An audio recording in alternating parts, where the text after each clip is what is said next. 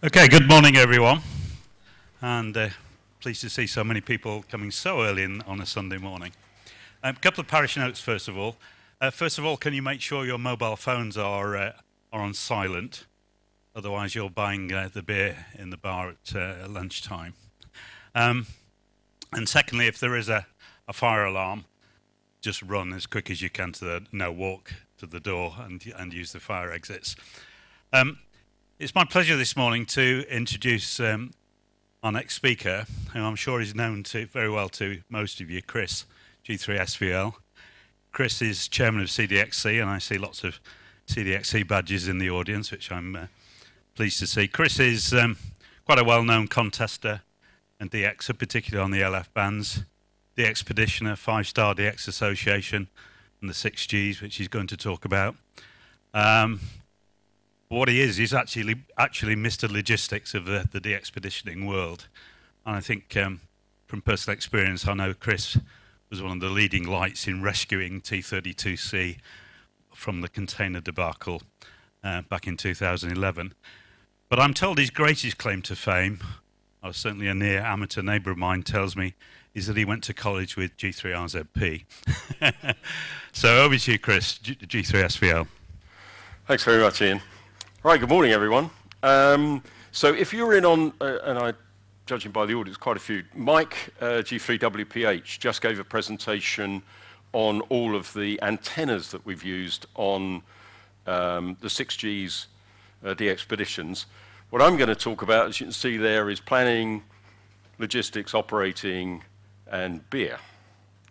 So we all know how to do a DXpedition presentation, don't we? So you start off, you get some mates together, you decide where you're going to go, you take some flights, you meet up and you have dinner, you take a lot of bags, and you take another flight and you unload all the bags and you put up some antennas, you put some rigs together, and you look at the island and you have a few beers and you make lots of QSOs and there's questions.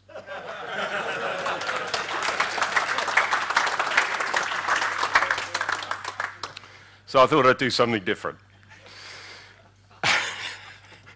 And with due respect to everyone who does DXpedition presentations. So this is a timeline. Now, actually on ZL7, we took quite a long time to plan this. On previous ones, we've done it in about 6 months, 8 months. ZL7 had some problems, or presented some problems, as Mike talked about antennas and various other things. So what I thought I'd do is I'd run through, I mean, we went just after the convention last year. But we actually started planning in the December before, soon after we got back from E6. So first of all, the decision is, how do you decide where you're going to go? Well, the 6Gs is really just all summed up on this slide. We want it to be rare enough so that we do get pile-ups, because that's why you're going. Wanted in the UK and Western Europe, because as we all know, a lot of DXpeditions, and I'll show you some stats in a minute, think that Europe ends when the DLs run out. And, you know, there's nothing worse than sitting watching the grey line on LF and they just go QRT on the leach of your grey line. So we focus on that and do that. We decide from a generated list as a team. We just Skype it. By the way, we never meet. We Skype everything as we build it up. We just, you know, we chat around the various options, we investigate a few, and then we come up. We're not going to do South Georgia or Rockall, no extreme. We carry everything with us. We're self-funded. And one of the things is to be able to get at the internet, to be able to do Club Log and Logbook of the World uploads. And I think Tony mentioned yesterday on his Botswana talk, if you don't upload regularly now, then your dupe rate will go up instantly. But by uploading, then, of course, the dupe rate goes down. And the last one is so important. You know, you're taking all this effort, all this money, you've got to have fun. So why did we decide on ZL7? It was on our shortlist right from the beginning when we started looking at various places to go back in end of 2013, because we actually formed the idea of going to the Pacific at the convention in 2013. And here's a good reason, and this is ZL7. So this is straight off Club Log statistics. So, interestingly, this is the current status of ZL7 in Western Europe after we've been. So you can see it's still rare and it's still needed. So it fits that category. The other thing is take a look at the DXpeditions, and particularly here I've put the nationality of the DXpeditions that have gone. So we've got ZLs and JAs, and if you look at their breakdown of QSOs, they concentrate, as you would expect, in the areas that they come from. There was a multinational of ZL7 AAA, that did quite well. You have to go right down here to, oh, look at that, to G3TXF, who went in 2001 for a G-led DXpedition to ZL7. So that kind of fitted what we were thinking about. Just out of interest, this guy here, and you think, why would you go from EA all the way there to do that? He did a PSK 31 DXpedition from ZL7. Anyone work here?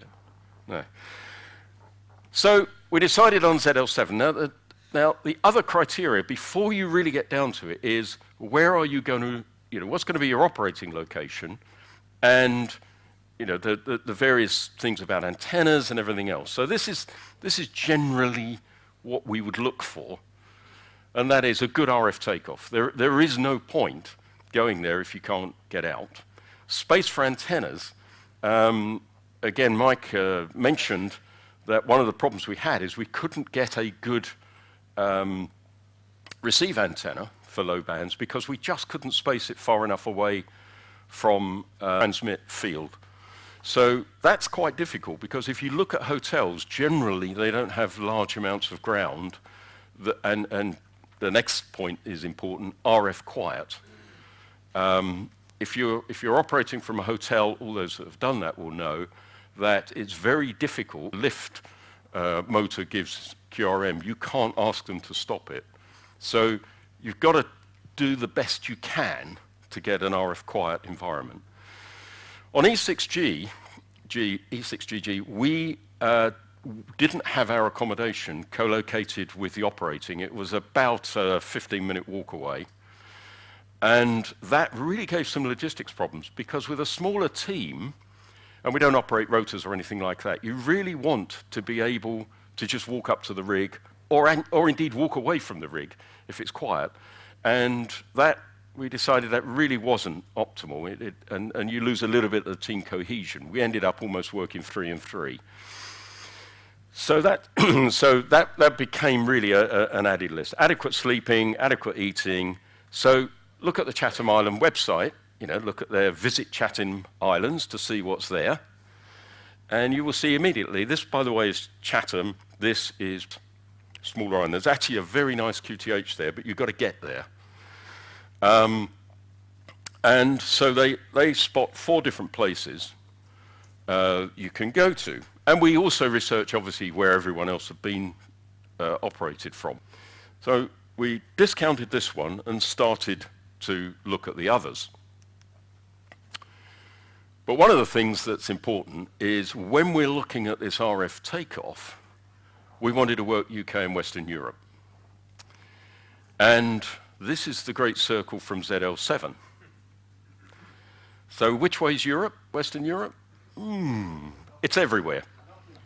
So Mike had done the analysis, as those that saw it, on that, which is why we ended up using ground planes and so ground-mounted quarter waves and elevated ground planes for antennas, but the had to have a good takeoff. And if you were here last year, then you will have seen a talk by David, G3WGN, about a program called Hey, What's That? And the website's heywhatthat.com. And there you can actually navigate on a map to a QTH, and it will give you the terrain around there and the takeoff. It's actually a visual program, but it will give you 0 and 1 degree takeoff. So these were the 3 locations that we thought looked promising. And so we'll start down here at Lodge. As you can see, it's a little way back from the sea. I think that's about 100 and something meters back from the sea. And you've got to think about, you've got to take the coax. There's 2 things that weigh a lot on DXpeditions, coax and amplifiers. Everything else is relatively lightweight. So that looked sort of promising. The accommodation, the food, all sort of fitted in with what we wanted. But the takeoff, this, by the way, happens to be London, pointed up there. The takeoff wasn't actually that good. all of the back here, which you remember was back into Germany in the 86 and everything else. And the reason is there's a hill here. You can kind of make it out on the terrain. So we discounted it on the basis that it met the food, the accommodation, but was a poor RF takeoff. Next one was beach backpackers, which has been used quite a lot. Wasn't quite as good for the accommodation and those things, but it was okay. Again, not too far from the shore. Both of these are quite close to the main town, which is useful for just supplies and everything else. But the takeoff of that one's even worse. So we decided that really wasn't the option. So we discounted that one. So then we look at the ultimate hideaway. And this one is self-catering. And we really, really didn't want that, because if you've got to do your own food, then that's going to take time out of a small team.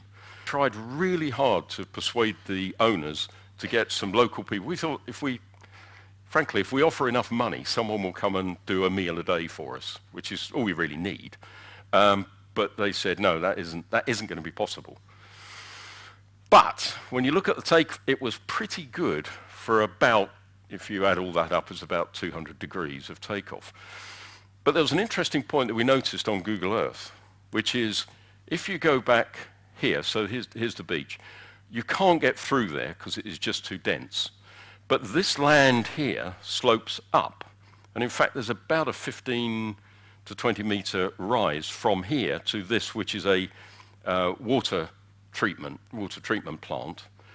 We're a little bit concerned that might be RF noisy, but you don't know till you get there.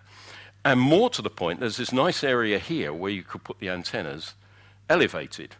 And we knew that we were going to have the base of the feed points quite well elevated. So Mike and David ran that again on Hey What's That, and it looks pretty good. You're going to get a pretty good coverage from that. So out of the three, this one was the obvious contender for where we were going to go. And we negotiated with the owners, and as you'll see some pictures later, it really did work out well as a location in terms of the accommodation and all the things that we needed. And I'll show you the stats on the RF later. So there we go. So we got everything sorted. And in the meantime, the various things have been worked out. We knew what we were going to take in terms of equipment, because I'll show you that list in a minute. Antennas are always the variable. And the other thing is that if you come back here, then we were looking at some fairly significant lengths of coax. And the regime we've used before is no more than 2 dB loss of coax on any particular band. And of course, what that means is that you have the HF nearer here and the LF as far away up there, because you can afford to lose a bit more. So the next thing is finalize the inventory. And this job tends to fall to me, because I've done it on 5-star and then we've done 6Gs. And so it's a gigantic spreadsheet. I don't know how many cells it's got on it, but station equipment, antenna supports, radials, coax, tools, medical. The plan is to take everything we need and nothing that we don't need. And the issue, as you'd imagine on an island like that, if you leave it behind, forget a barrel connector, there is no chance. You're going to have to do something else. And obviously, as you refine it, then it gets much easier. So these were the major items. We took five rigs, and Justin had a KX3, and we thought we would take that, because coupled with the Juma amplifier, you can take a KX3 and drive to a kilowatt on a Juma amplifier, and we had a kilowatt license. So we tried that out. 3 kPa 500, so we're Elecraft essentially with the Juma PAs that arrived in August, wasn't it, Justin? About August, September time. So about a month before we went. I've written a couple of articles about it, so you know what they're like. 6 18-meter spider poles, that's quite a task. You can only get 2 in a ski bag for the weight.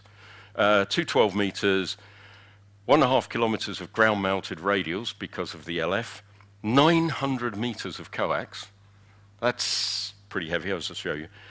And of course, you've got to take your own stuff. And And if you try and pack for 5 kilograms of your own, just clothes and everything else, it's pretty tight. So we extended that a little bit because we knew it was going to be relatively cold down there, because obviously it's upside down. I mean, this is just a typical one of the tabs. And so it's the category that, what is it, quantity. This is important. This is whose is it, because we own all our own kit amongst us. And more important, who's actually going to take it?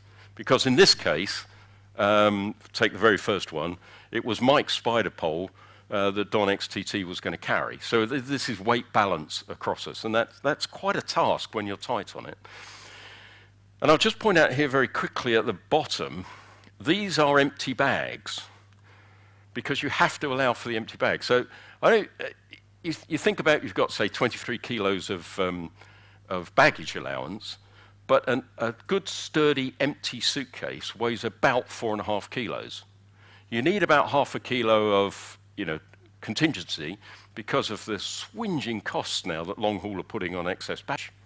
So for example, Emirates, I think they wanted £250 for an extra suitcase each way to Auckland. So, that's a ridiculous amount of money. So actually, you've taken 5 kilograms off the allowance of what you need to have. And that's how it all works out, how we needed to get there, because the check-down bags, we obviously carry the rigs, most of the rigs are carried. The check-down total came to 369 kilos. And the bags, just the empty bags, was 76 kilos of that. But you can see the coax and the poles and station equipment, linears mainly, which is why we wanted to try out the Jumas, because they're 5 kilograms for a kilowatt of power. And here's the issue. If we add it all up and everyone went economy class, we would be 220 kilos short. If everyone went business class, we'd be 71 kilos short. And that obviously was a problem. And Mike referred to the fact that we were trying to reduce weight and do it in the end, and you try and juggle it. So we did two things. One is when we actually then decided who buying which class, and you add in things like frequent flyers, which generally give you a bit more, we ended up with this. So we were still 22 kilos short, which is quite a lot. We could move some of it into carry-on, and this time all of us were flying east. If you fly west through the US, then you meet those wonderful people of the TSA, who for some reason like to open every single bag and question every single thing, and look at a rig, try and understand it, and then ask what a Morse key is. So, we were all traveling east, which made it a bit easier. So Don Beattie came up with an idea and said, look, I'm flying Cathay. I'm going to write to their CEO and ask him, tell him what I'm doing, and ask him for extra baggage allowance. And so a number of people did that, and they gave us, Singapore was tremendously generous, so we got extra 10 kilos, 20, so we actually ended up just by asking the airlines.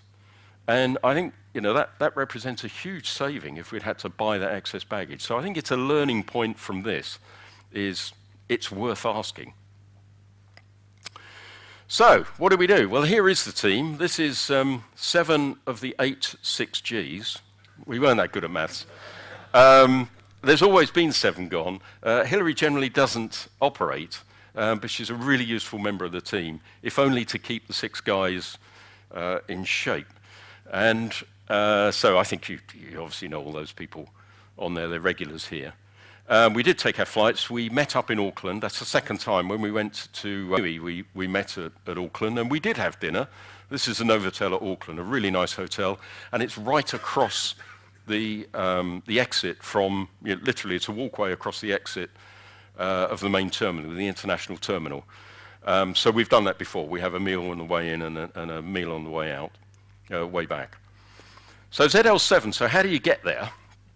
Well, you could, if you wanted to, you could go by boat, but that really isn't an option if you're just going for 2 weeks, which was what we were doing. So there is one flight operated, once-a-week flight operated from Auckland to ZL7 by a private family-owned airline called Air Chathams. And they have two aeroplanes, actually they have three. They have two aeroplanes that are Corvair 580s, and that is not a typo. That aeroplane was 59 years old when we got on it. And it goes out of service next year. And they also have an old DC-3 that they do the sort of play-around flights. They have two of these, but one of them was decommissioned at the time because a forklift truck had gone into the side of it, and that was a way for repair. And obviously any aeroplane that's well maintained will fly, and will fly safely. But when you're sitting on the ground at Auckland waiting to go to Chatham Island, and you look out the starboard window, as I did, you don't really want to see that in an engine outtake, do you? And you think, where the hell has this been overnight? And I'm sure these rivets, particularly that one up, I'm sure they're sound. I'm absolutely sure they are not going to be a problem. So that was quite an experience. And actually, if you fly old aeroplanes, it really is quite interesting on there, and it is quite quaint. And of course, it's mainly used for islanders going backwards and forwards. So, the vast majority of people on the plane knew each other. So there we are. We arrived at Terminal 1. There is no Terminal 2.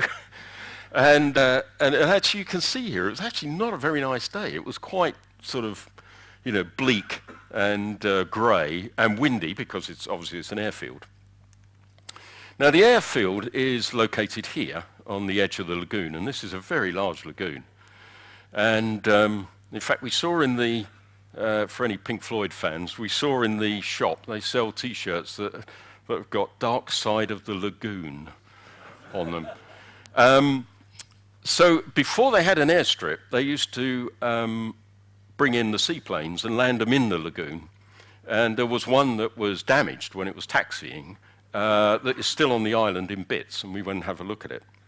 So as you can see there from this point of where the airfield is, and we're operating here. Now, the very astute of you will notice that there isn't a road that goes there.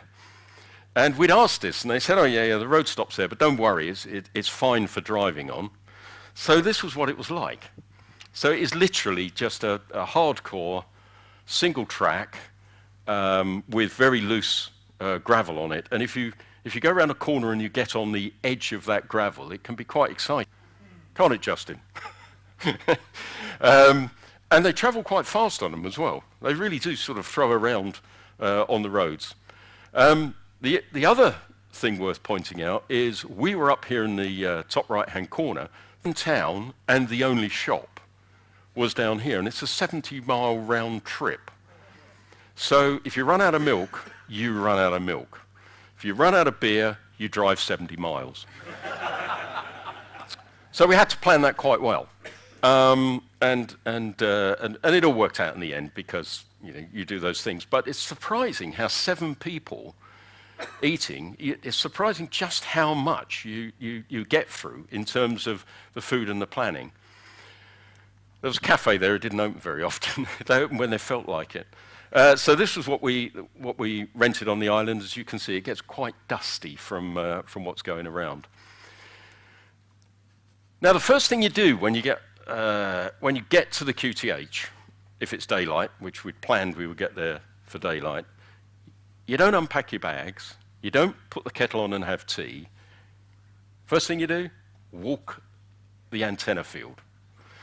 So we thought, okay, so we've got the plan. We've got all the plans, I didn't put it on here, of where every antenna was going to go. No antenna ended up in the place that we thought we were going to put it. Because when we got out here, this nice bit here, it wasn't quite a mown lawn as we'd thought. And this is us going down, and you can see the sort of puzzled looks on our face going, didn't think about this. And you can see actually this might go through there. It actually was. And the other thing was, it was actually down here.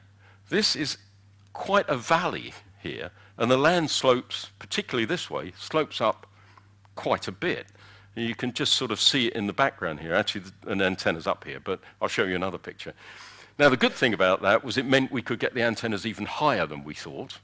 So we could get further up that ramp so that we could get the takeoff. And as Mike had shown in his presentation, it's the height above the ground that mattered, and that was cleared by using 18-meter spider poles. Oh, they're guys. They're guys. This picture was actually taken after it was there. I think we were putting up the LF antenna then. So back to the drawing board, as you can see. The good thing now is we have got a cup of tea, and you can also see it went on quite a while, because as you know, with an antenna layout, everyone has an opinion. So we decided on the antennas, and that's how it ended up. It probably doesn't show too well. The 30-meter antenna is down here in the left-hand corner, and the 12-meter is there, and all the rest are back up on the hill.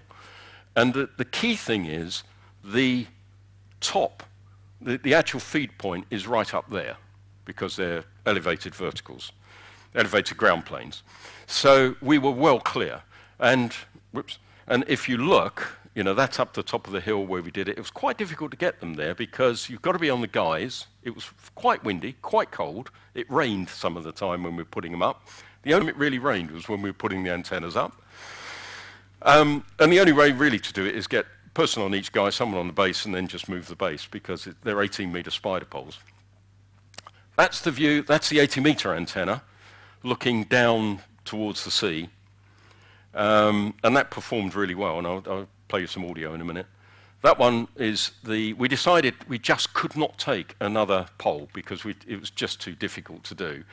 So Mike designed a 10-meter, 20-meter, so a two-band ground plane. So you can see there's paralleled. This is the radial here. That's the 10-meter radial. The 20 will end out here, and the same going up there. 20 goes to the top, 10 goes there.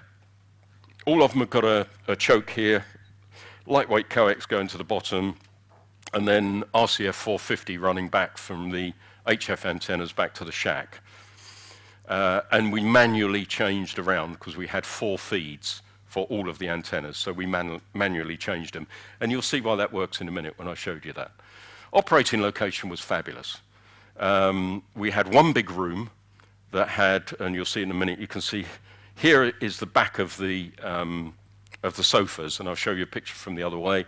2 tables, 4 stations laid out, and I don't know why they call it wireless, do you? I mean, Dune Star filters on every station, and really, because we had enough separation, we really didn't have too much trouble. There's a little bit now and then. This is a typical setup. That's the Juma amplifier. We're running wind test, which works absolutely flawlessly all the way through in DXpedition mode. K3. If you're on, this is obviously set for CW because that's my noise-cancelling headphones. We use the Yamaha CM500s for phone, which match well. There's one thing to point out. You can't actually see it on here, but the S meter is at 0, and you really don't remember just how quiet a band can be. You'll sit on S0, someone will call you and be S9, and it can be DX, it can be an Italian or a North American. You forget just how quiet bands are. You think nothing's working. It is just so quiet.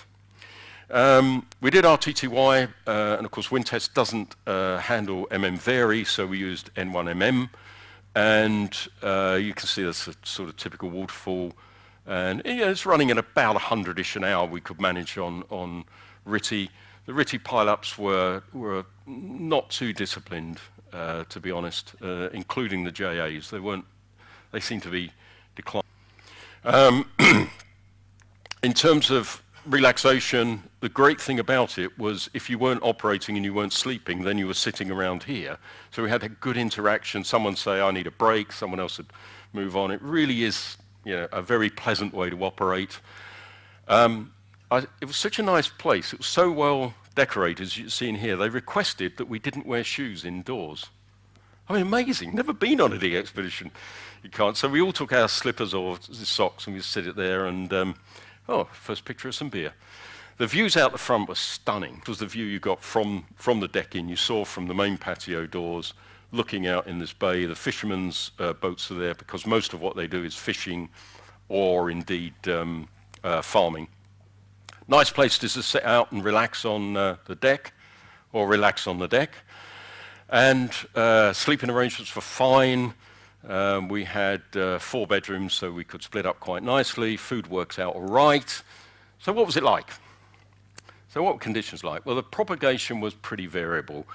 When we got there, K index was a 9, so we really knew we were going to struggle a bit into Europe. 10 and 12 didn't open at all to Europe. We'd hoped it would, but actually it wasn't so rare for 10 and 12 due to previous high sunspot DXpeditions.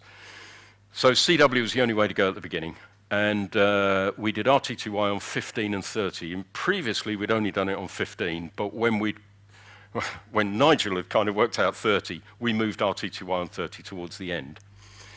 And this is courtesy of Club Log again, is a typical, you can see we're operating all 24 hours. This is right at the start.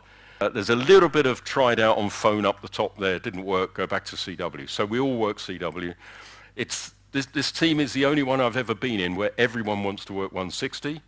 Everyone is a top band operator, so we're always on 160. And the only thing you'll notice with this, of course, it's upside down if you look at it. The low bands are open in the day, and the high bands are open at night, because you are. And when you get towards the end of it, you can see now we're putting phone in there, and we're putting RT2Y was running all day on 30. And we made, there's various stats coming up later. Well, there they are. It's 42,000 QSOs, which was not as much as we'd hoped because of conditions. And we hit the target into Europe quite well.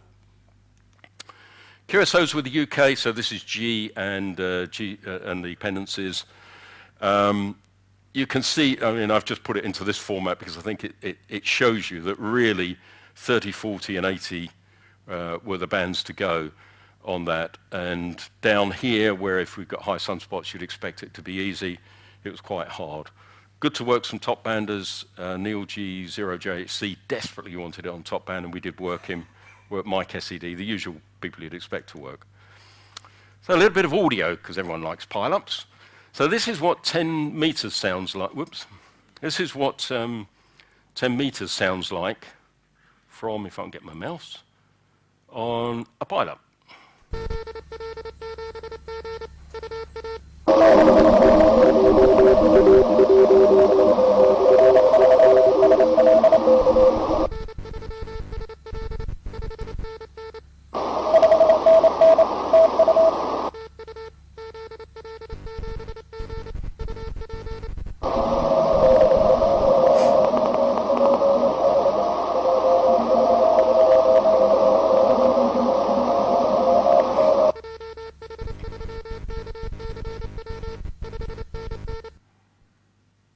So there we go.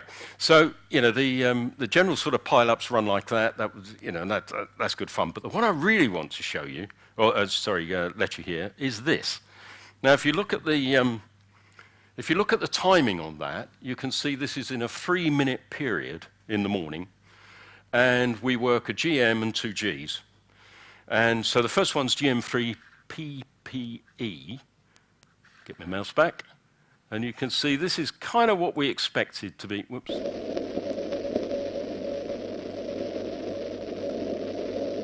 It's Q5, but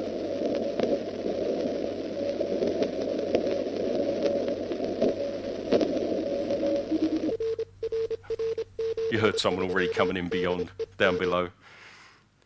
Okay, so then the next caller is G3ZSS.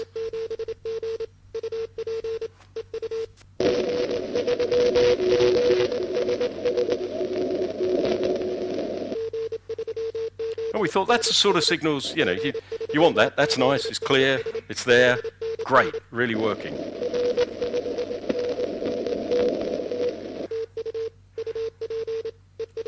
And you notice, of course, because we've worked the GM, we're now calling EU.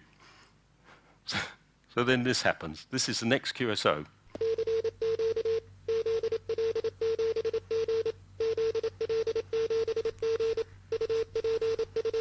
Wait till he falls. G4WZT. So, you look at that and you fall off the chair. You actually think, and one evening we actually sat and listened to Bob MD0CC on 80 meters for about 90 minutes. He was just thundering in all the time. So there we go. So that's what it sounds like. And QSOs like that are really wonderful because, you know, they really count at the other end as well. I talked about Logbook of the World and uploads, QSLs. Well, Nigel is our QSL manager, and these are the latest stats as of now. 56% of QSOs are now confirmed, and the OQRS, as you can see, 85%. It's the way it's going. All bureau cards are shipped direct to the overseas, so we don't ship out via the RSGB to get them there quicker, and 39% of QSOs have requested a QSL, so it's still quite high of people who want the card, and 6,500, and you can see 10,000 through the bureau. And that's what they look like when Nigel ships them out in these nice boxes to the various QSL bureaus. And it will start to slow down, but as you know, it's got a very long tail. So what about the beer then? That's why you all came, isn't it? Well, of course you have beer. And there's only two types of beer that we could find on the island. This is called Tui, T-U-I. They're New Zealand beers, obviously. And if you remember those Party 7s from back in the 70s, well, this is worse than that. But it is beer. The real stuff to drink, we could get down the road. And there's a club there, the local club. This used to be the school, but they built a new school. So it's right down on the edge of the beach. There's a nice deck area there we sat out on. And inside, they've got a small bar. You probably recognize these people. They're often seen standing at bars. There's a nice sign up here saying you won't be sold alcohol if you're inebriated. Spates, which is the good beer there, is about the equivalent of £9 a bottle. So I don't know how anyone gets inebriated. We did ask them, is that, you know, a price for visitors? And they said, no, that's the price. And a bottle of wine that Nigel bought was it about 30 quid or something for a bottle of New Zealand wine? And the reason is they have to ship everything in. So we were quite surprised. We decided we should fraternize this, of course, to put money back into the local economy. And we didn't drink all that, honestly. But someone does, and they've got quite a good social life down there in this small village that we were in. And the last thing you always say on a DXpedition is you can sleep on the way home. And just to prove that we did. So thanks very much. Got time for a few questions if you have them.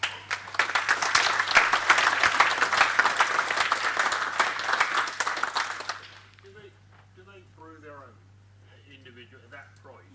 No, not on the island. They import it. I was thinking, are there any fishermen? So for that 9 quid a Yeah. bottle? Yeah, I don't know. I mean, the interesting thing is the guy that owned the Ultimate Hideaway, we had the lower floor, he lived above it. He was a fisherman and he'd got quite a nice boat, but he was just trading it to get a newer boat. So they're not particularly poor. Population of the island, 604. When you ask, everyone says 604. And we met one guy who reckoned he was related, blood related, to about 95% of the islanders. So I don't know what he did in his youth, but, you know. But no, it was, I mean, things like a tin of instant coffee will cost about 25, 30 quid. You know, a big tin, which you need.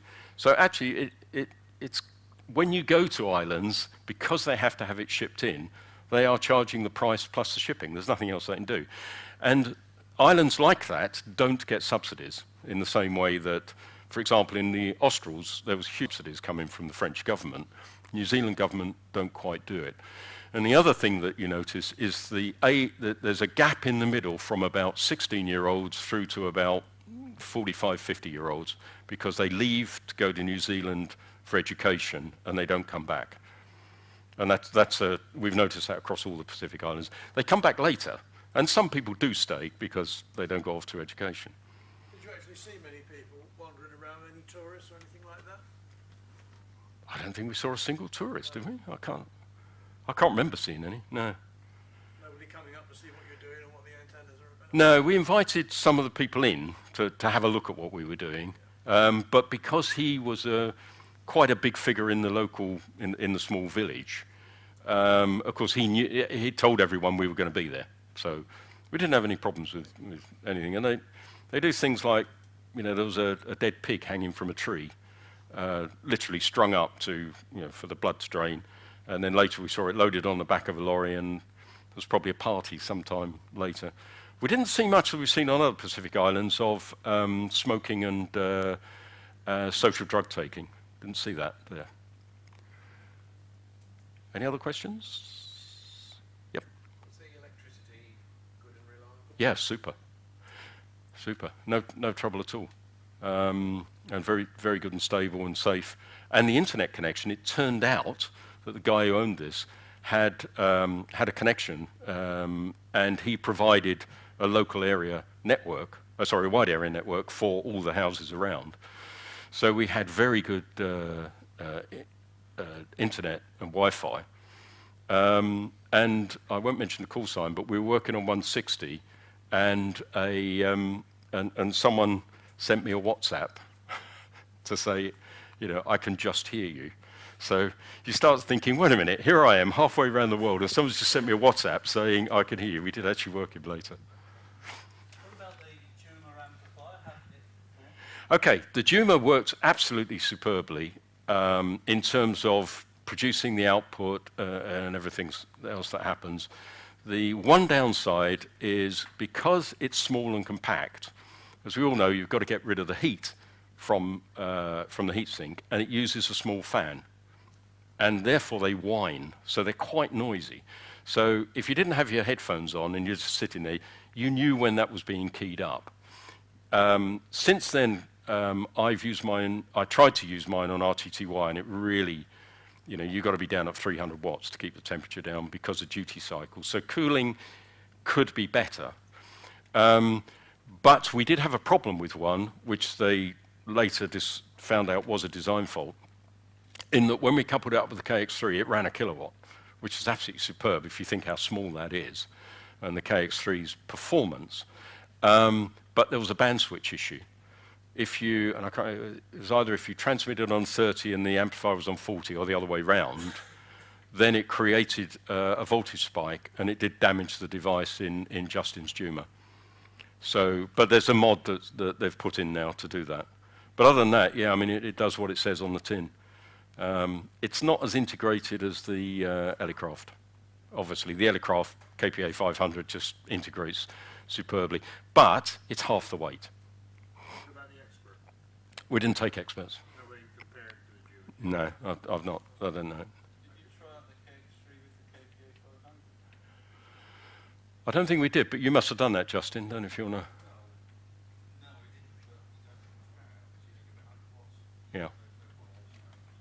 It's a very high, it's an LD MOS amplifier, so it's very high gain. You can adjust the gain settings on it to match it all, but it's LD MOS. You've got to watch it. Okay, I'm just getting the last one, I think. Yeah. Did they suffer much there from tropical storms and natural disasters of any kind? They did have one. I'm trying to remember how long ago it was. They had one that came in and knocked. There's sort of the rubble of old buildings laying around that went through there. I can't remember when that was. It was a few years ago, 5-10 years ago or something. So yeah, they're like all islands like that. They do suffer. Yeah. Oh yeah. I think when there's something like that, then the New Zealand government will step in. But okay, thank you very much.